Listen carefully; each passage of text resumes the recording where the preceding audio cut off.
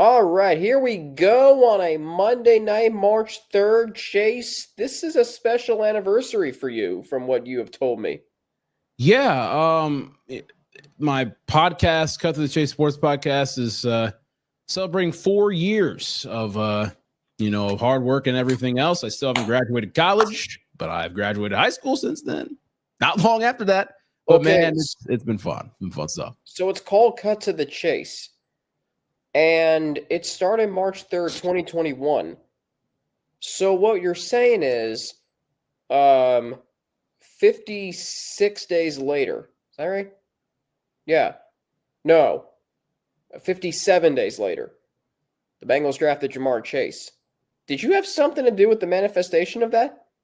I may or may not have posted on my story multiple times tagging Jamar Chase to come on the podcast, even though I was a new podcaster. So maybe that had something to do with it. We might need to find somebody else to start tagging on the story. So I digress. Oh, man, that's good. Wow. He is the aforementioned Chase Younts, the host of the aforementioned Cut to the Chase podcast at YountsChase32 on Twitter. I'm Alex Frank at Frankie_Natty on Twitter. This is the Waitin all day for Sunday night podcast. Chase, yesterday, Sunday night, I had a true American dinner. You ready for this? Let's hear it. You ever been to Costco? I have, yes. So Costco, and for those of you who haven't been, my grandparents and my uncle both have memberships there. So my grandparents buy this rotisserie chicken. I mean, rotisserie chicken's good. Yeah, okay. Like listen, I'm a steak guy, and I also love some salmon. But sometimes there is nothing better than a good piece of chicken. You put some barbecue sauce or some honey mustard on it, you are good to go. Man, I just had this conversation earlier. I did. Fried chicken, but hey, I love rotisserie chicken too. Where's the fried chicken from? Did you make it? Dude, anywhere, man. I just need some fried chicken. But you need some fried chicken. Well, I mean, you're not that far away from the border in Kentucky. You can just go get some fried chicken from Colonel Sanders. Hey, you're man, good to go.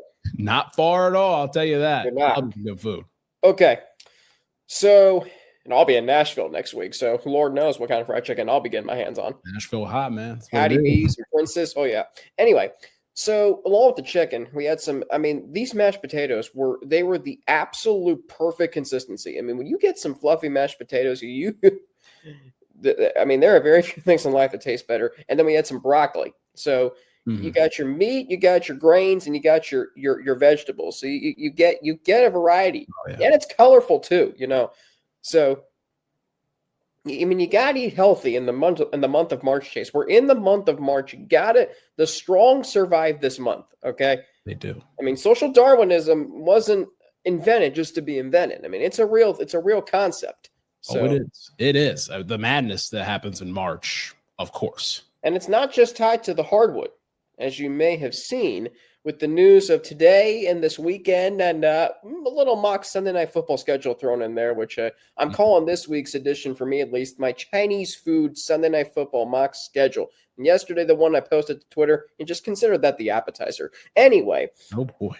Oh yeah, and I also got a question that's going to rock your world, so that's coming your way momentarily. But we begin with the biggest news of the day, as Lance McAllister might call it topic A. The Cincinnati Bengals have decided to place the franchise tag on wide receiver Tee Higgins for the second straight year, this time worth $26.2 million. Chase, this is, I think, all in all, a good move by the Bengals, but I got to ask you this, because I was thinking about this today. The Bengals front office's equity is on the line here. If you don't do what you have said now this offseason that you intend to do, there are going to be portions of this fan base, and I'm talking large portions of this fan base, that are going to be ticked off. Not just ticked off, ticked off. I would say there will be portions of this fan base that if they don't go with, if the front office does not go with their word, there will be portions of this fan base that leave. You really think that's going to happen? I think it would.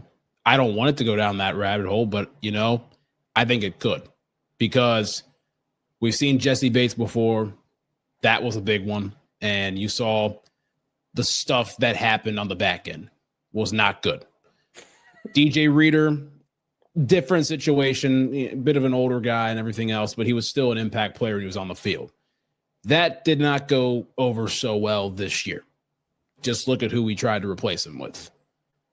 If Tee Higgins ends up walking after all the Bengals front office has been through with this entire thing, after all the things they've said, after some of the promises that they've made and everything else, that's going to rub a lot of people the wrong way. And it might be enough for some people to walk out of the door where it's like, yep, not doing this anymore as fans. And this would be after Joe Burrow has publicly said what he wants and what he thinks can happen. It can happen because, again, other teams have been able to do this, especially a team that won a Super Bowl this year in the Philadelphia Eagles. They found a way to do it. The Bengals released Alex Kappa earlier today. Saved another $9 million.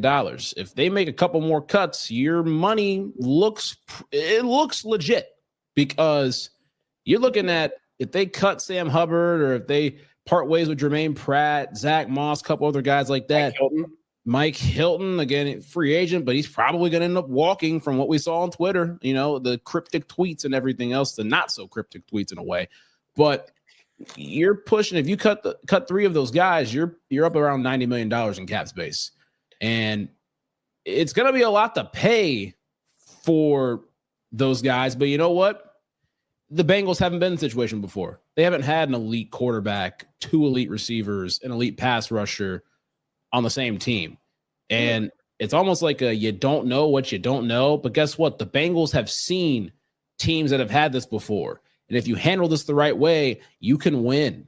You can. And they got to find a way to get this thing done one way or another, if that's the thing. It's going to be tough to do, but you know what? You got to go all in. You have to. Joe Burrow's not going to be around forever. He's not going to be in the NFL forever. Jamar Chase is not going to be in the NFL forever. Tee Higgins is not going to be in the league forever, as well as Trey Hendrickson as well. Like, do right by these guys, get them paid. If the cap space isn't the best, you know what? If it gets us a Super Bowl, it gets us a Super Bowl. That's all us fans care about. We want a ring, and we've gotten this close to it, and it's time for us to pay the price. Let's get these guys going, get them on the field. Let's draft well. Let's play good football, and let's go win a damn Super Bowl in the next few years. Pay the price literally and figuratively. Good stuff there. Can I ask a legitimate question? Yes. What takes so long to negotiate a damn contract extension? They've been having to do this for so damn long years. And I'm not I don't mean to cut you off there. I'm not just asking about it from the Bengals perspective. I'm asking for teams in general. Yeah. I couldn't tell you.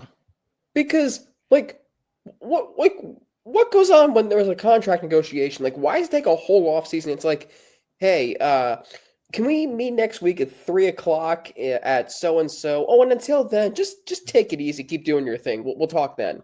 Hey, good meeting today. Let's catch up in a month. Go be with your family for a month and go take a vacation. Like, you can what is involved in a contract extension negotiation that it takes so long? Like, I don't know. Like, how has it taken 2 years to extend Tee Higgins? You say, go get your own receiver. I want Tee Higgins. Well, we have the fullest intention on keeping Tee Higgins. If you're saying those things, just do it. What is there?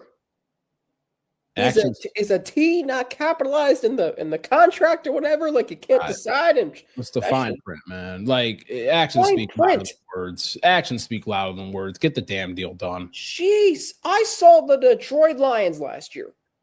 Oh, Amon-Ra St. Brown. Oh, Jared Goff. Oh, Penei Sewell. No drama, no nothing. They got it done. Mm-hmm. That's the Detroit Lions we're talking about here. Yep. How did they were a former laughing stock. Now they're a locomotive.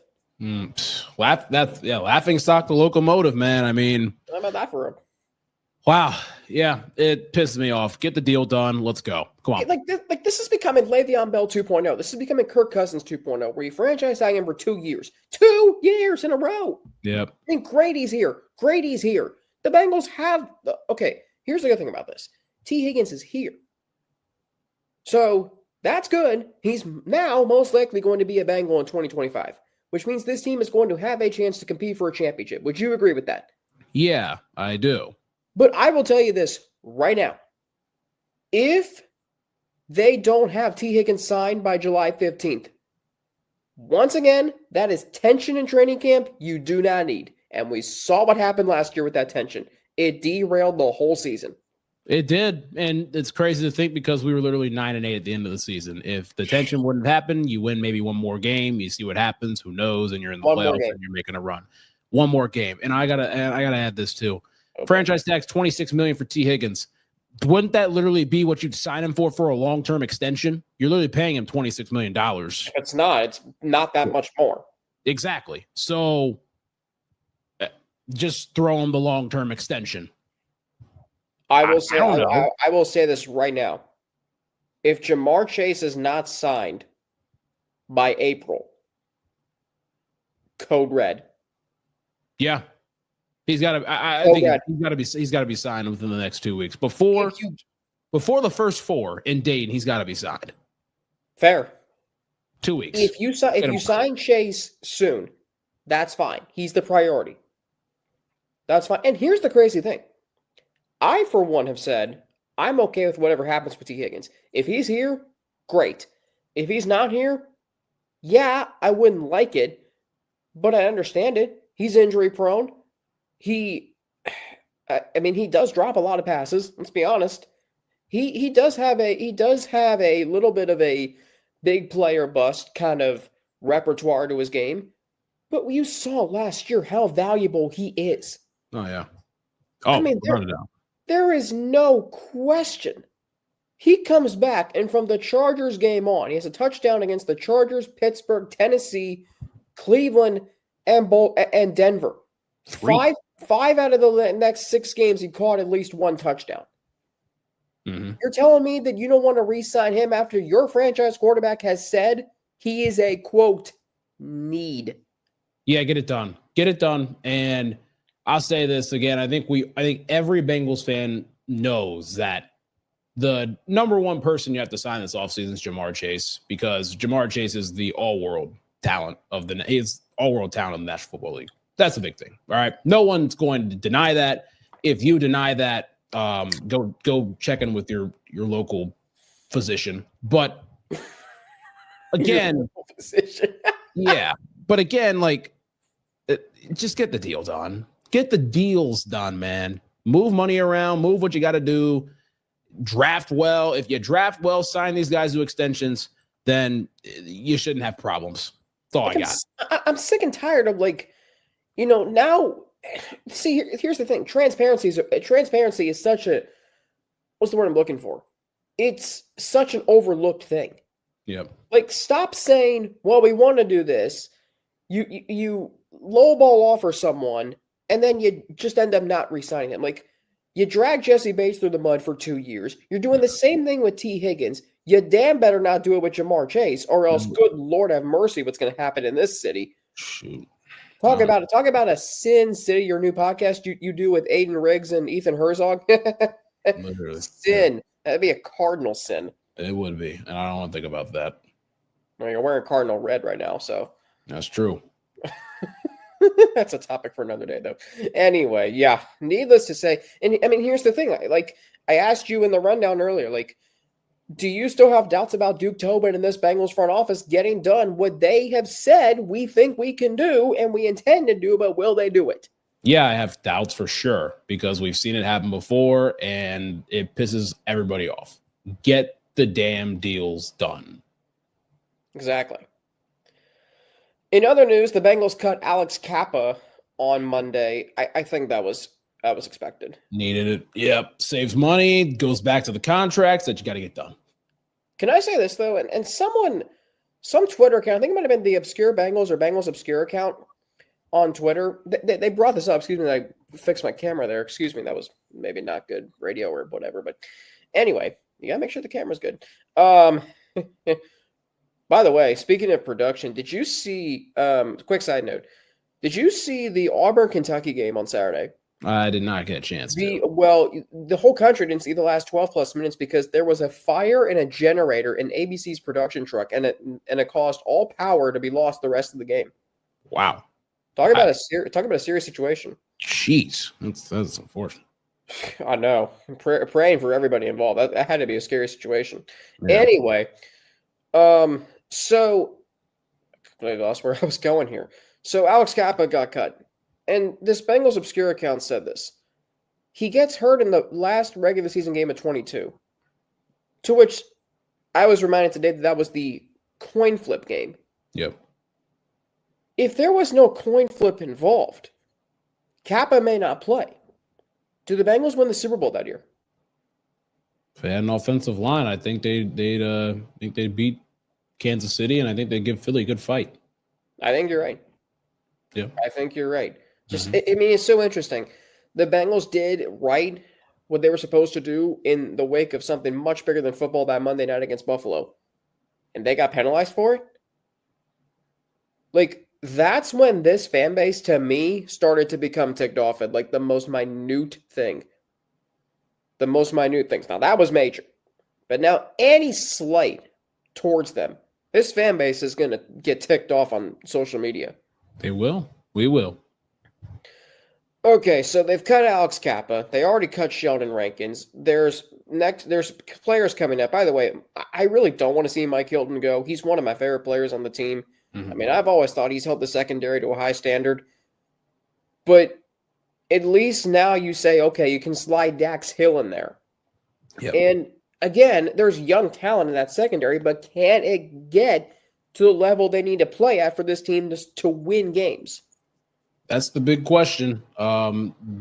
Dax is he's probably going to slide in the spot where Mike Hilton was, and he's got to flourish. Again, coming off the ACL injury and everything else, he's got to, try to get back to close to his normal self and be that player that he was at Michigan that we saw that played that slot corner that was covering tight ends and slot receivers and everything else. So we're going to have to see a lot from him. Who do they draft? Do they go in the corner department? What do they look at?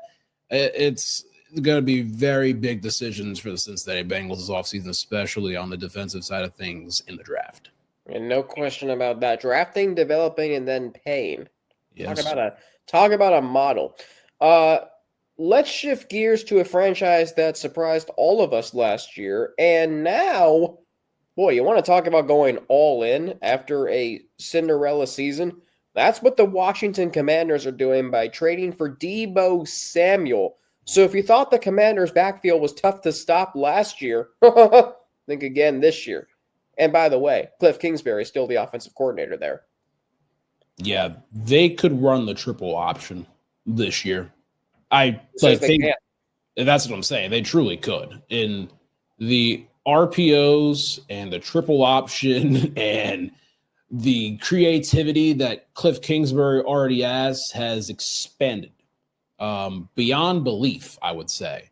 This is a move that gets Deebo across the country, back to the East Coast, not terribly far from South Carolina. Not saying it has anything to do with it, but it could revitalize him. He's in a new place where he's going to have more value now with a young quarterback. They talked about how Brandon Ayuk wanted to go to Washington to play with Jaden Daniels. He had his former counterpart in Deebo Samuel go to Washington to play with Jaden Daniels. So now you're looking at Terry McLaurin on the outside, all-world receiver, and then you got Deebo moving around on the inside and the run game and everything else. I mean, this is an unbelievable move by the Washington Commanders, who have so much depth and so many more toys for the young Jaden Daniels to have at his disposal. And it's going to be fun for a guy like him in the area of the DMV. Scott Van Pelt must be loving life right now. I mean, he's got the Commanders going all in on the Super Bowl. He's got Maryland's doing well. I mean, yeah, they lost on a half-court shot last week. That was a miracle. Okay, Maryland's still a darn good basketball team this year. Mm-hmm. That's his alma mater. Trying to think if there's anything else right now. The Capitals are like wicked good this year in the NHL, so that's good there. Alex Ovechkin's closing in on some record, I think. I forget if it's goals or I think it's goals scored in a career. So he's got a pretty good life right now. And oh, by the way, he's still like the premier Sports Center host anchor. So yeah, there's that. You know, I said I think I may have said this on like the first ever podcast we did, the first ever show we did. Excuse me, on this podcast. Doesn't it feel like to you the Commanders are like a wellness center? Because you got guys like Deebo Samuel now, as you say, going to revive himself. And then, oh, by the way, you didn't mention this, but if Zach Ertz now, you got him over the middle, so you get those easy 10-yard completions for first downs. He's revived himself there. Bobby Wagner's revived himself there. Cliff Kingsbury's revived himself there. Not to mention Dan Quinn has revived himself there. I mean, geez Louise, how are you going to stop this offense? And then Jaden Daniels, if you contain the running game, you still got a bazooka of an arm, and he's got Terry McLaurin who can win one-on-one battles. So good luck trying to stop this offense. Like, if you're playing this offense on a short week, you're not sleeping. Like, you're not even going to bed for more than 4 hours at a time trying to stop this offense. Yeah, I mean, I don't know what your mock schedule is going to look like here within the next, in the next couple of minutes, but I mean, I would expect to see Washington within the first 4 weeks of an SNF model in some capacity. You may know me a little bit. A little bit. You may be onto something there. Needless, and here's the thing too: there hasn't been a repeat NFC East champion since 2004. So maybe you build your team to win the division. What do the Commanders need to do? Run the football. How do you do that? You get a guy like Deebo Samuel because he can go lateral, right? We saw that in San Francisco. And then you get Robinson up the gut. Oh, and then you also have Jaden Daniels. So you could have layers of lateral running. How are you going to stop that offense? North, south, east, and west. And the central point of attack are the players who are so good. That offensive line gets good. Like, if they sign an offensive lineman in free agency, yeah. A lot of good stuff. Yeah. And their defense is also coming along too. Like, I know it's a little suspect in the NFC Championship game against the Eagles, but that was the Eagles they were playing. So, okay. I still think the 49ers are a playoff caliber team in 2025, even though Deebo Samuel is no longer there. Do you agree with that sentiment? Yeah, they are. It's going to be a big year for Brock Purdy to be on a prove-it year, and then Brandon Ayuk's got to come back healthy.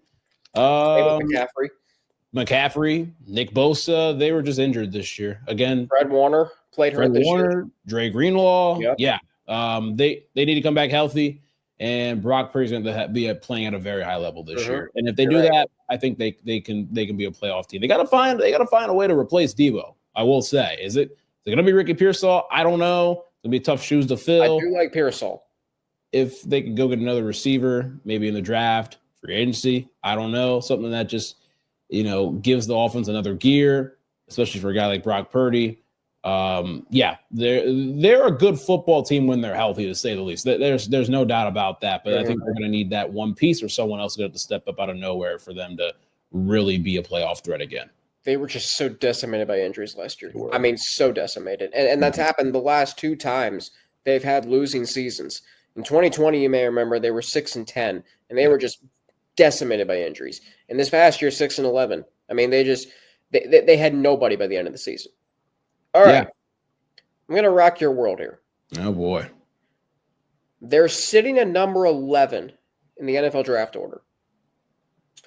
What if Ashton Jeanty was drafted by the 49ers?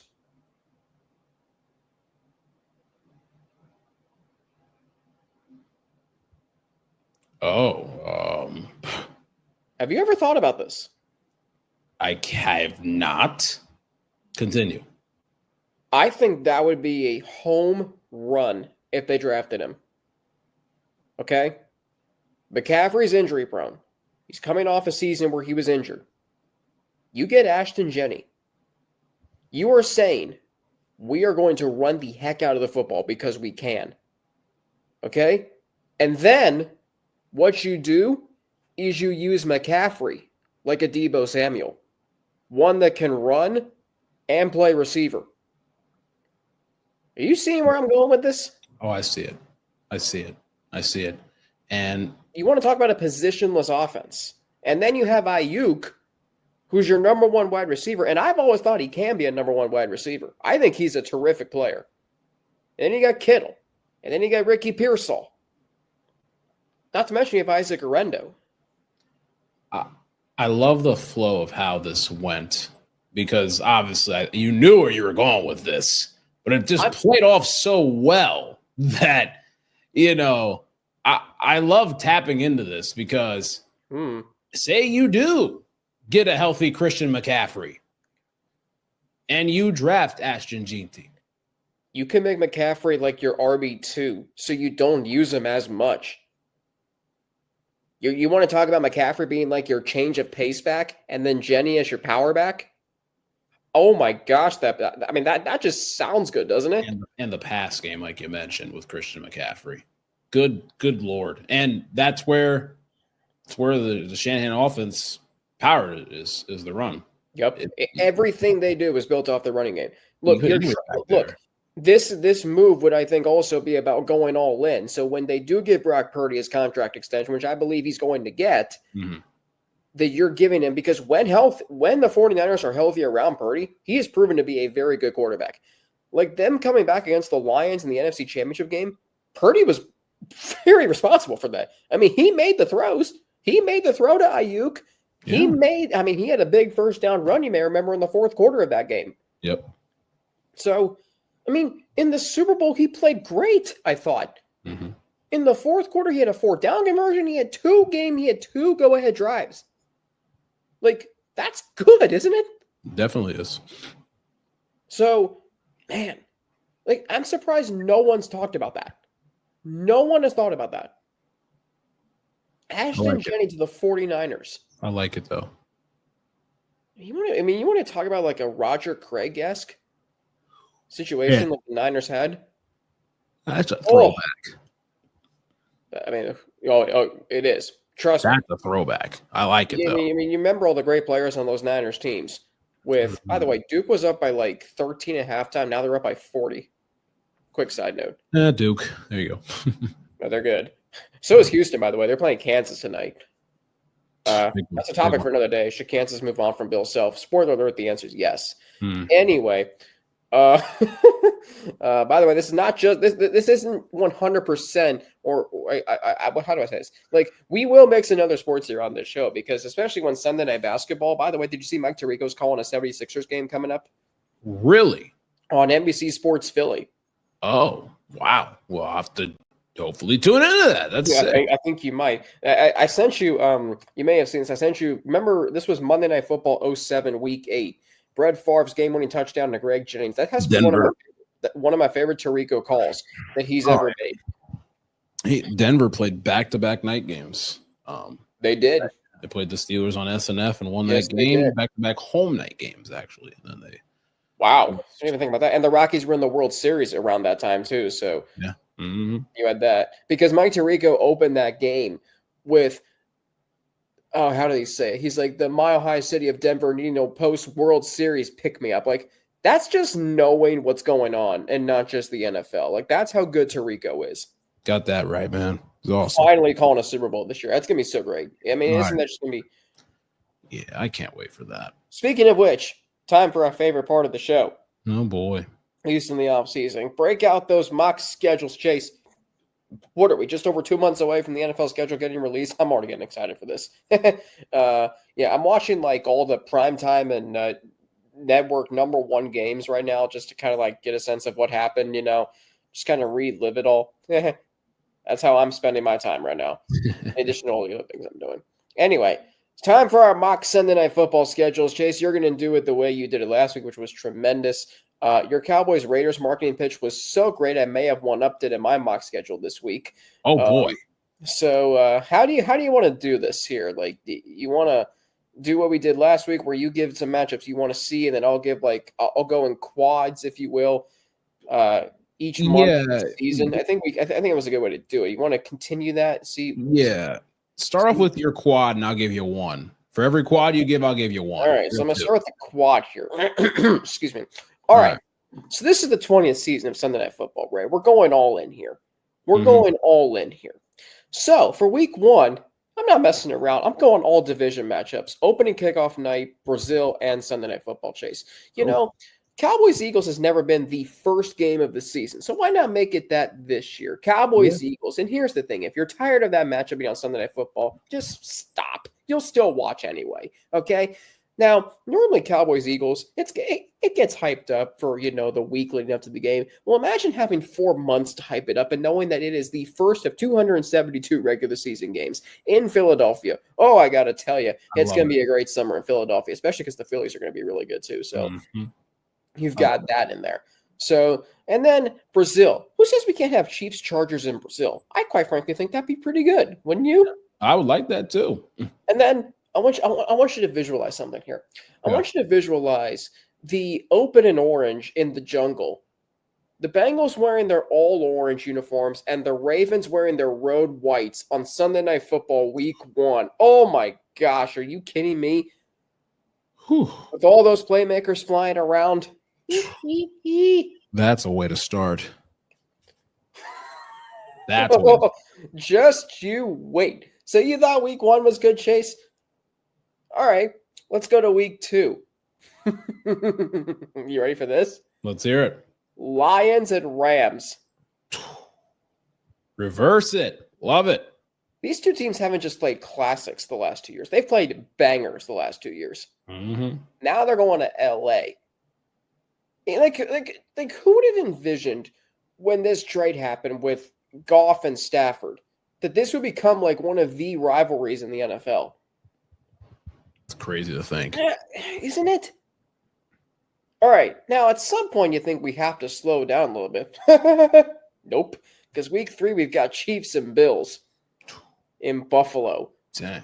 By the way, I told you this earlier this week that the last time the Chiefs and Bills played the Bills and Chiefs played in the AFC Championship, the rematch the following season was on, wait for it, Sunday Night Football week 5. So, let's have that happen again this year. It only makes sense. Yeah. All right. Now, you said that the Commanders should be on Sunday Night Football early in the season. You clearly maybe I leaked my mock schedule to you. I really didn't. But there's a thing called a leak, especially this time of year with bracket leaks. But Eagles Commanders week 4 in Washington, Sunday Night Football. Oh, that means I have back-to-back rematches of the conference championship games from last year, but not in Kansas City and Philly, in Buffalo and Washington. How about that for you? I like it. I like it a lot. I haven't even hit the meat of this Chinese food version schedule. I'm looking forward to this, but man. So is this where I give you 1 game or 2 or whatever? You can go 4, honestly. Oh, okay. Go as many as you want. All right. I'll throw randoms. I'll throw random shots in the dark. All right. Random shots in the dark, like you're on Survivor. Yeah, exactly. Injected in my veins, Lions Bengals has to happen on SNF. Yep. Big cat battle. I'd love to see that. Wow. You have a way of learning things. Big cat battle. Big cat battle. I'd love to see it. This is a very unorthodox one that I think could possibly be a Monday night or a Thursday night if they did this. Well, maybe. No, I'll save that one. That's not really that. I don't think that's an SNF material one. Now, what I think could be SNF material, and we just talked about this matchup not too long ago on Monday Night Football. Packers Broncos in Denver. Do they play in Denver this year? They do. Oh, that's right, they do. Extra home game. Home game for Bo Nix. Ooh. You'd have 10 on 10. Wouldn't be the first time they played on Sunday Night Football. You may remember they played on Sunday Night Football 2015, week 8. They did. You know what? I might call it 10 years. I might call it 10 years later and just say, you know what? Week 8, 2025. Why not? That sounds about. Yeah, I like where you're going with there. That's something about a week 8 primetime game between those two teams in Denver. Gosh, I love it. I'd love to see it. And I'll give you a third one. Oh boy. Okay.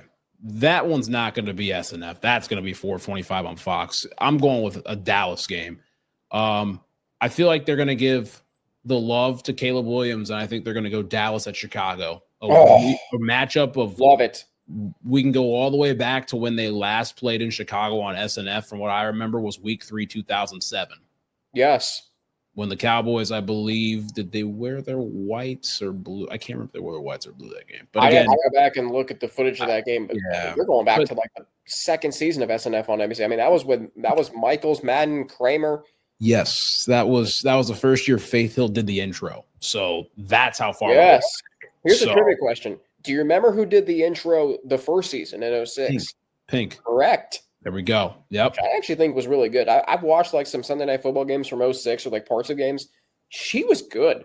About a year ago, Alex, there was time where I was doing homework in the living room, and I literally, for every Sunday night, I would put on a random SNF game. And I came across 2008 Week 13 of the Bears and Vikings, and I just watched it for like the first half. So this was Sunday night. Was it like during the off season? Like during the off season, like around early March or like early April. It was like madness was not going on that day. Is what you're giving us ideas for this podcast. Like every Sunday night, we should like have like a sit down where we watch an old Sunday night game. Man, oh man, the stories we could tell. My gosh. Let's hear the rest of this, man, because I'm excited to hear the meat and potatoes of your schedule. We already just got the potatoes. We'll get into the Mongolian beef of it. Let me tell you, Chinese Mongolian beef. I rock with it. I rock. Like Mongolian beef. It's actually really good. It is. It is really so good. Anyway, God, I'm hungry for Chinese food now. Anyway, all right, Week 5. You know, I think I maybe had mentioned this in the previous mock. So have you heard the speculation and rumors that the Packers could play the Steelers in Ireland? Yes, I did hear that. Don't listen to them, because this matchup is meant to be played in the United States of America on Sunday Night Football in Pittsburgh in early October, this time with no weather delays. Packers-Steelers Week 5. Yeah. Two iconic franchises, two teams that I think are both going to be good in 2025. Yeah, this deserves to be on Sunday Night Football in Pittsburgh. Those terrible towels. All right, Week 6. One of my favorite interconference games of the season. And these two teams have played some interesting games the last 2 times they've played. But now, actually 3 times, and now it's going to be on the Sunday Night Football stage. Rams at the Ravens. Ooh, love that. You remember that crazy game, the thriller they played 2 years ago in overtime in Baltimore with the punt return by Tylan Wallace for a touchdown in overtime? And then they played another game in Week 17 and 21. The Rams came back to win 20-19. And then Lamar Jackson had his insane performance on Monday Night Football out in LA. Well, now this matchup's going to grace the Sunday Night Football stage. Can't beat it. All right, Week 7. So I want you to visualize this color scheme. Okay? So the Patriots in their blue jerseys, and they can go either their silver pants or their blue pants. I'm going to go with their old dark blue uniforms, right? So they're going to wear those, on the road for this game. No. That's going to be up against the white Bengal. Oh. Wow. Patriots Bengals Week 7 in the jungle. White Bengal Ring of Honor. Wow. Bring it on. I like it. Wow. It's 2 Sunday night games to the Bengals at home this year. And that's what we're going with. Man, I would love that. All right, Week 8 to round out this quad. I'm going to go with one of the best divisional rivalries in recent seasons. They played a thriller on Thursday night in Week 14 last year. Now it'll grace the Sunday night stage. Packers and Lions in Detroit. Great. You said Packers, Lions in Detroit. Packers, Lions in Detroit. I rock with it. I do. I mean, a Sunday night game in Detroit is like you want to talk about a party-like atmosphere. Electricity. Yes. All right. So other matchups that you would like to see on on Sunday Night Football in the 20th season. Let's roll it to Detroit again, and let's see Pittsburgh come to Detroit. Rematch of 2017 Week 8, where Juju Smith-Schuster had a 97-yard touchdown catch. Different result, I'd hope. But Lions kicked 5 field goals in that game. They did. And I do remember that game because you may remember. Here's the interesting thing about that game is that was the same night as the 13-12 game in the World Series between the Dodgers and the Astros. that's wild to think about. God, and look, you could have watched any game that night. Like my roommate, now this is my freshman year at Cincinnati, so my roommate wanted to watch the World Series. But I'm like, okay, I'm not going to say no to that. And like that was a fantastic game. In addition to Steelers and Lions, right? The Steelers won Super Bowl 40 in Detroit. Yeah. So there's kind of that history there. Man, Wow. that's good. It's crazy how that just plays out, you know. It's Isn't insane. It is. And all right.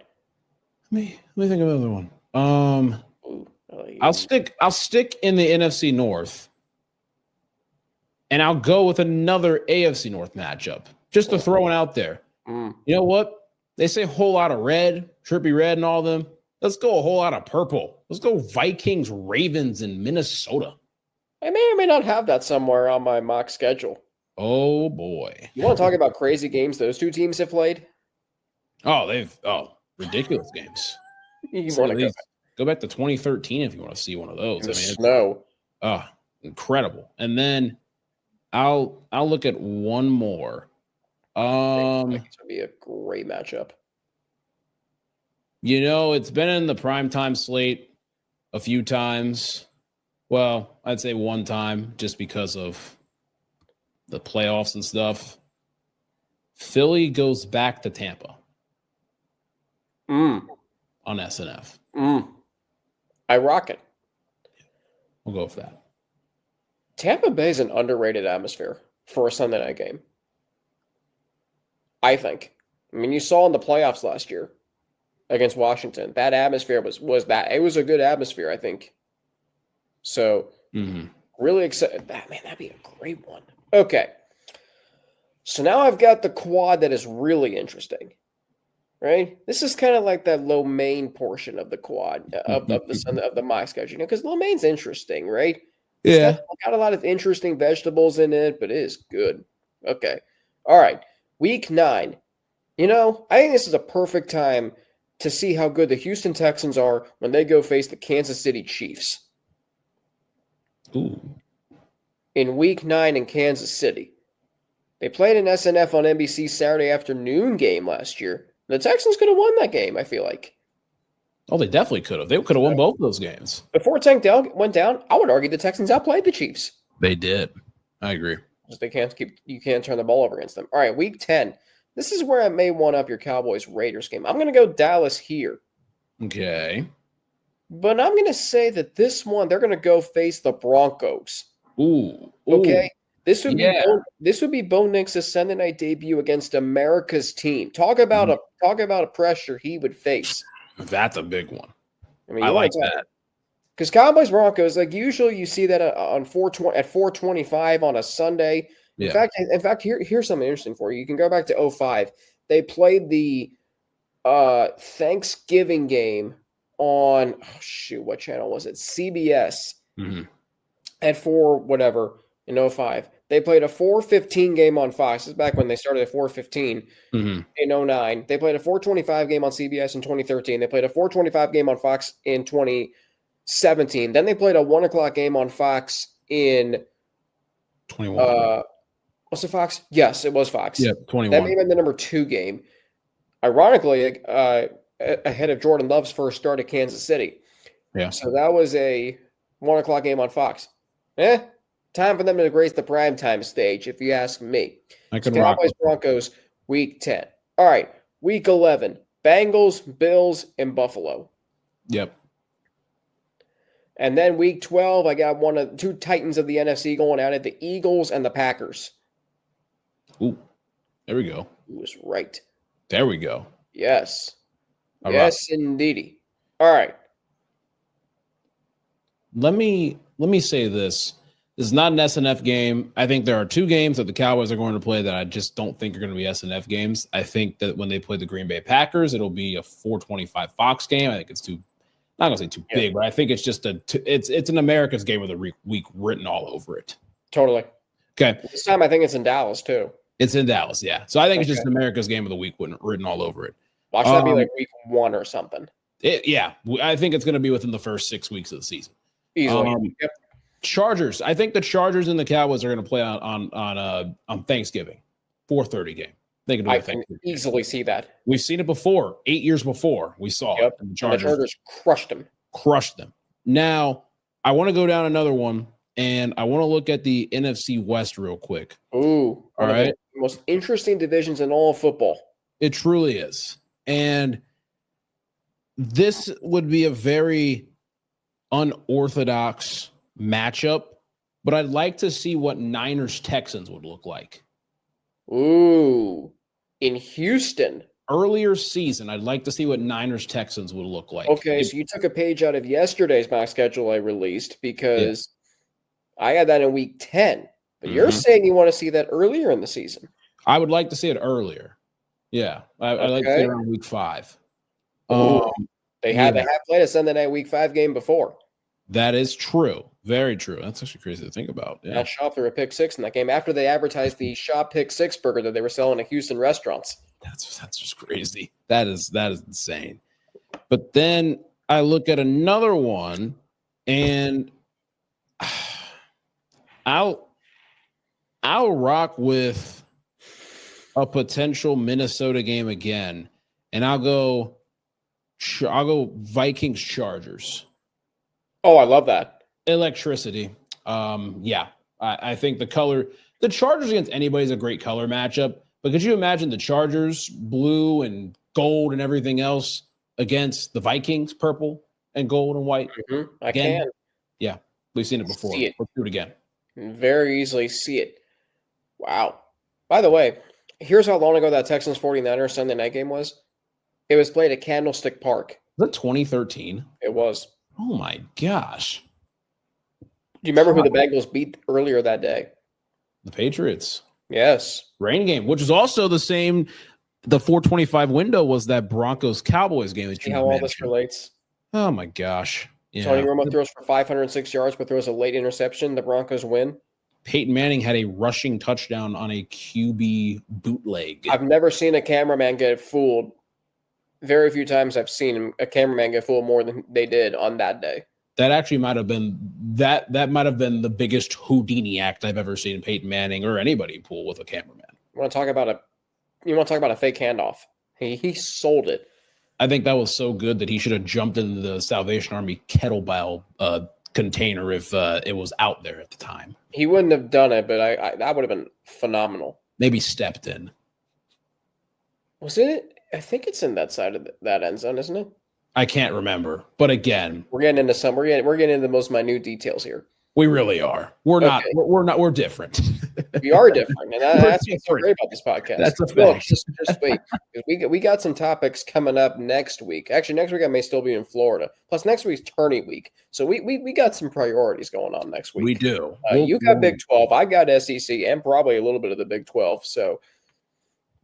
Yeah, and before you know it, opening day is going to be here. So get ready to eat some hot dogs at a baseball game. And by the way, the Blue Jackets might be in the playoffs. So, man, what a time to be alive!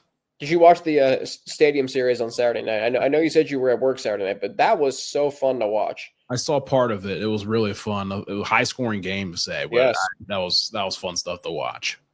Name me 5 play-by-play announcers better than Sean McDonough. And I say that in all due respect to all the play-by-play announcers out there. Mm-hmm. I don't think I can.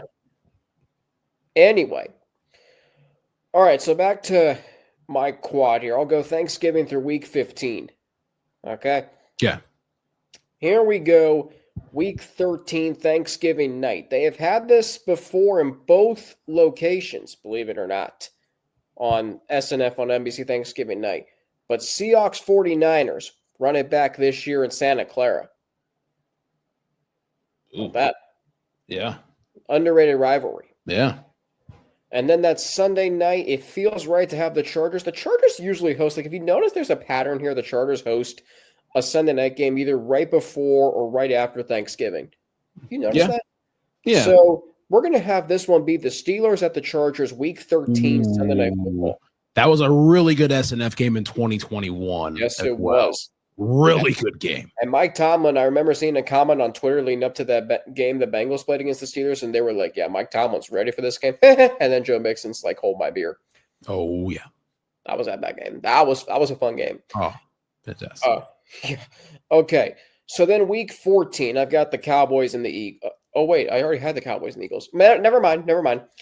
Correction. Denver at Philadelphia. Ooh, double Denver. Double. Listen, Denver's got talent. They do. I mean, not only that, but I said their offensive line was like weak going into last year, and their offensive line was tremendous last year. We're talking about Garrett Bowles and Quinn Miners and Mike McGlinchey and all those guys. All right. Then we get to see, this is where I run into trouble because like I want to get this matchup on here, but I also don't know. I'm going to pull an audible here. Ooh, I'm going to pull an audible here. So I have this team on Sunday Night Football in week 17. I have this other team in week 16. So for week 15, this game should have been at least a 425 game last year. It was a 1 o'clock number 2 game last year. And no disrespect, because when you have Ian Charles and Evan, you know it's going to be good.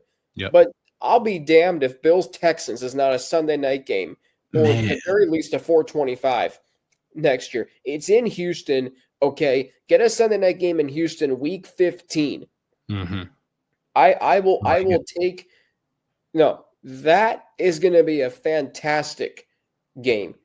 And by the way, it was a great number 2 game on CBS last year. But the subplots with Allen and Diggs and how talented both teams are, that game could get some ratings. And the Bills deserve 3 primetime games. And quite frankly, the Texans deserve 2 Sunday night games. So Bills-Texans Sunday Night Football week 15. Got to rock with that. Yes, I enjoy that one. Now, should I give you 2 marketing ploys? Oh, God. If it's anything like your Cowboys-Raiders one last week, I listen, I might need to go to the fridge to get some leftover Marion's pizza I have in there. So, ooh, this is going to be interesting, okay? This is going to be 2 completely different directions that these games go. Different directions. Okay. Yes, completely different directions. These are both AFC versus NFC matchups. Oh. You know what? Give me Washington at Miami. I was not expecting that. Washington at Miami. Wow. Yeah. Where would you put that on the schedule?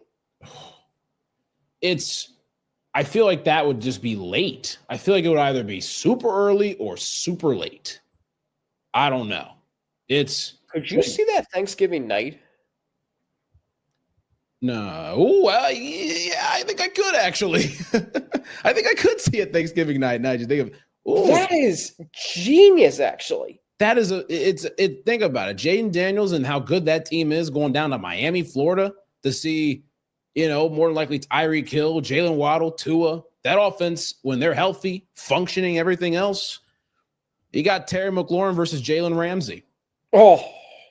Deebo Samuel is going down against Miami. Feast. I mean, I don't know what else more I could ask for, but I'll give an interesting marketing pitch as well. Last year there was that really weird SNF game that happened between the Bengals and the Giants. Yeah. They might spin the block in the narrative and go Chiefs-Giants in New York. I can see it. I don't think they are, but just saying, Giants drafting a quarterback? They better be.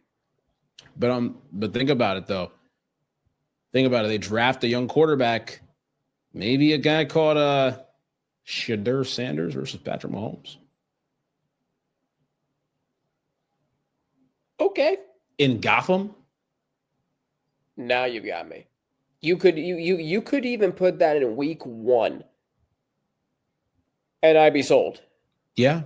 Has a rookie quarterback ever started at home, no less, a Sunday Night Football game in week 1? Nope, never. Okay, let me think about this. I don't think so. You don't? Okay, so last year, obviously, no. 23, no. 22 would have been Brady and Prescott, no. 21, Justin Fields played at the Rams. You had Matt Stafford versus Andy Dalton, which whoever would have thought that would be a week 1 SNF game in Worlds. That was horrible. By the way, I said the Rams would win 34-14, and they won 34-14. I think I said that because I was so ticked off that was a Sunday night game. But I watched it because the Bengals were playing in Chicago the next week. Yep.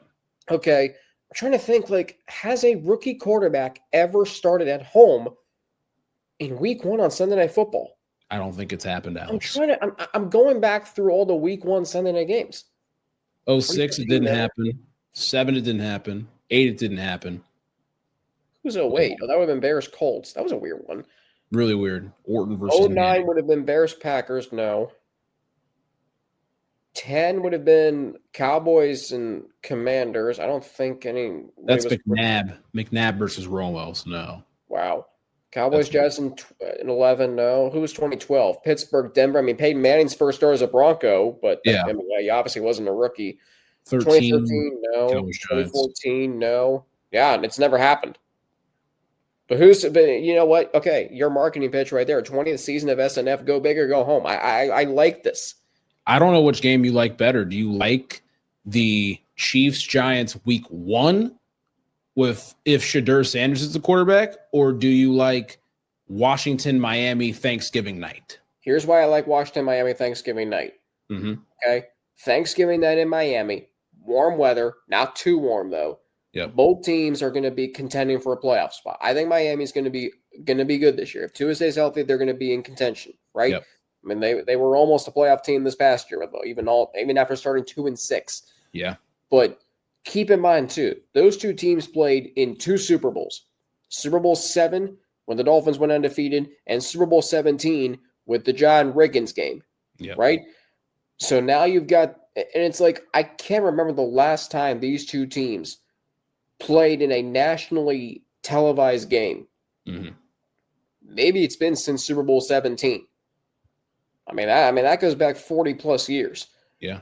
But it's 2 franchises. I could see it being Thanksgiving night, and I can also see it being the Saturday before Christmas Peacock night game. Yeah. Because, right, here's the thing about that, Chase. You want to get good ratings for that game, right? Because it's Peacock. You want to draw in 2 fan bases that are going to watch the game, right? 2 wide-ranging fan bases. But Thanksgiving night too, right? I mean, that's just so good. I mean, what a matchup that is. Marketing, man. Marketing. You are so good at it. No, it's different. It's different. It's it is beyond the public eye. Beyond the public eye. I would say. Okay. All right.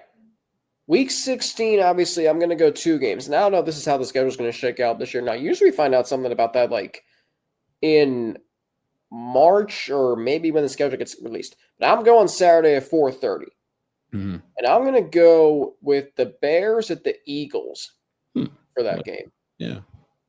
And then the Saturday night game on Peacock. I need ratings in this game. So I'm going to take a page out of your book from tonight and go Pittsburgh at Detroit.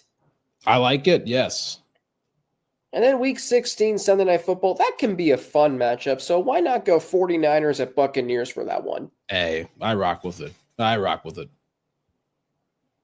All right. And then week 17. Yeah, I said I may have Ravens-Vikings somewhere in there. Well, Tell me how that's not a good matchup. And here's the thing. Minnesota could go with their all purple, Ravens could go with their all white, or the Vikings could go with their white uniforms, and the Ravens go all purple.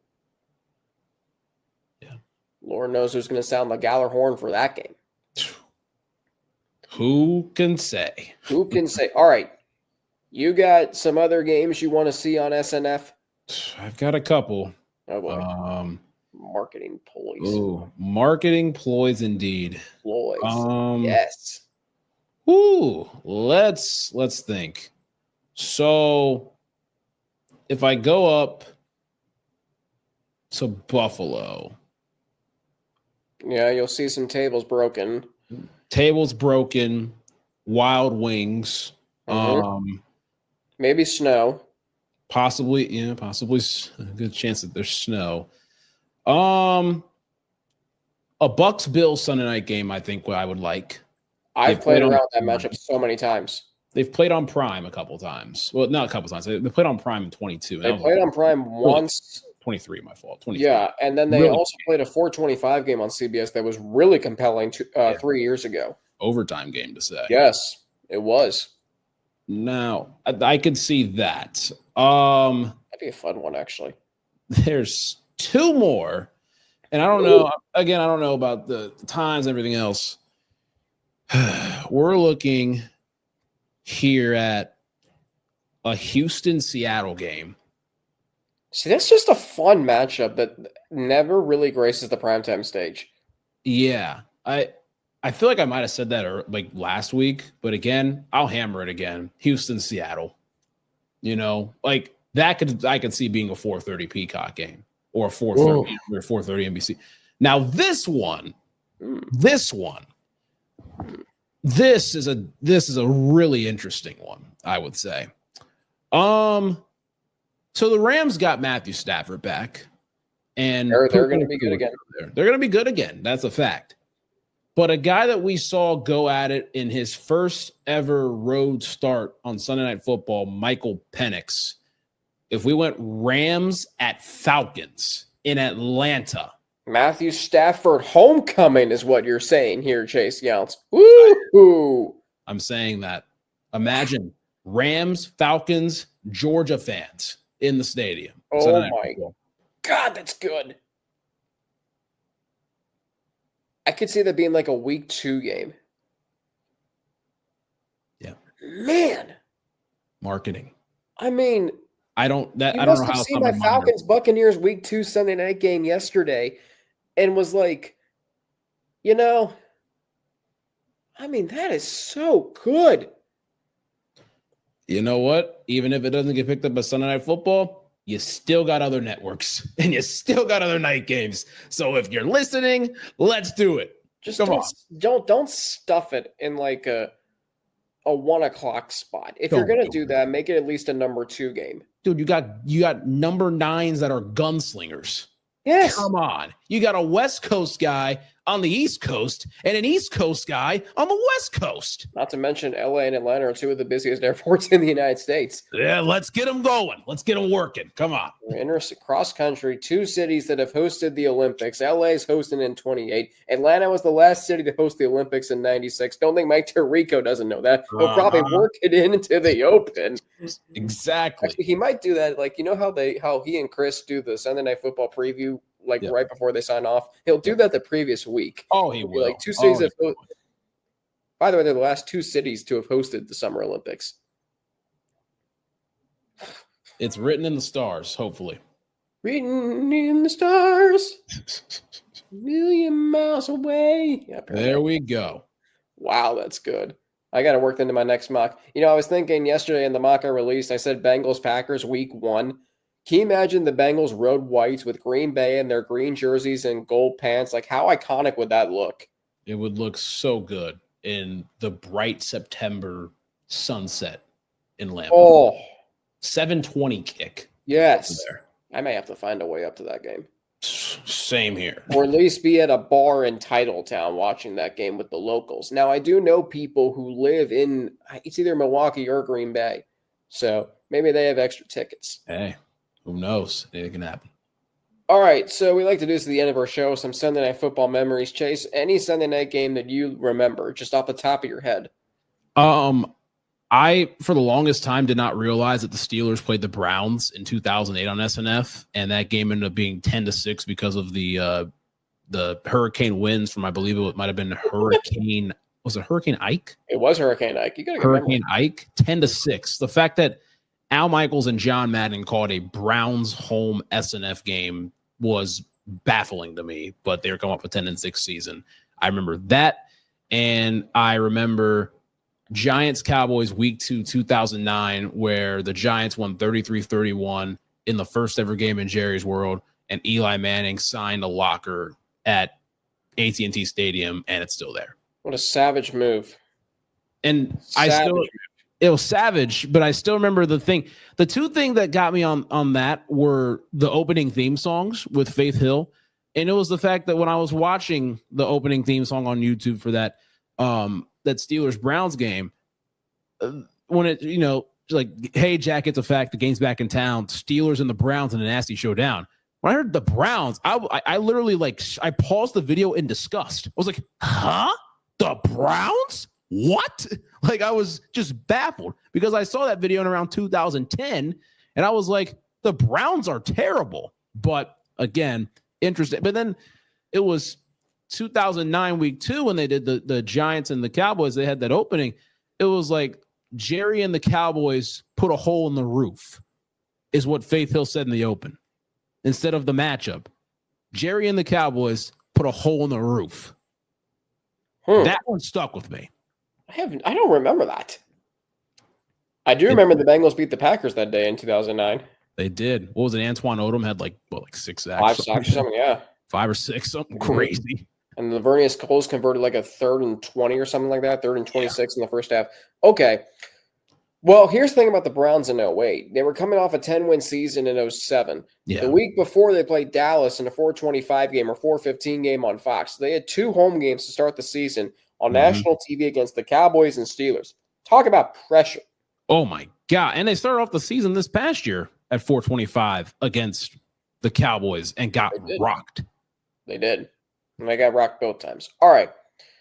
I'm going to go with the breakout game for Rob Gronkowski. 2010, Week 10, Patriots 39, Steelers 26. I love this one. Now, this was when Patriots-Steelers was serious business.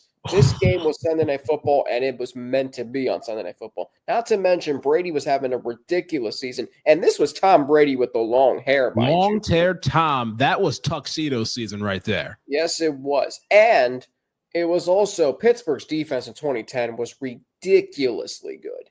We got robbed of a great AFC title game that year. The Jets played spoiler, of course. But, could you imagine that Patriots-Steelers AFC championship game in 2010-11? It would have been in New England. Mm-hmm.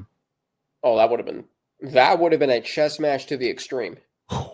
We still be talking about head coaches and Mike Tomlin and Bill Belichick. By the way, other news: the North Carolina Tar Heels are going to be on the Hard Knocks off-season edition. Of course they are. Of course they are. Which makes me think Bill Belichick's going to allow that. And doesn't he preach keep the media at arm's length kind of thing? But now he's going to have Hard Knocks. New Bill, I guess. I actually kind of like it. I do too. All right, so now I got to go. Okay, so you went 2 Week 2 games. Now, I feel compelled to go. See, you went back-to-back years in Week 2. So 2011, what was 2011 Week 10? Why am I blanking on this? 2011 Week 10? Why am I blanking on this? Because Week 9 of 2011 was that Steelers-Ravens game. Which was so epic. Yeah, it was. Week 11, I feel like was that Jets-Patriots Week 11? It was Eagles and Giants. So maybe it was Jets-Patriots Week 10 then. I'm gonna Google it right now. Okay. And this may not be my final answer. All right, 2011. This was 1 week before my bar mitzvah. Oh. And I don't remember the Sunday night game. I feel like it was Jets-Patriots if Giants-Eagles was Week 11. So here's the regular season schedule.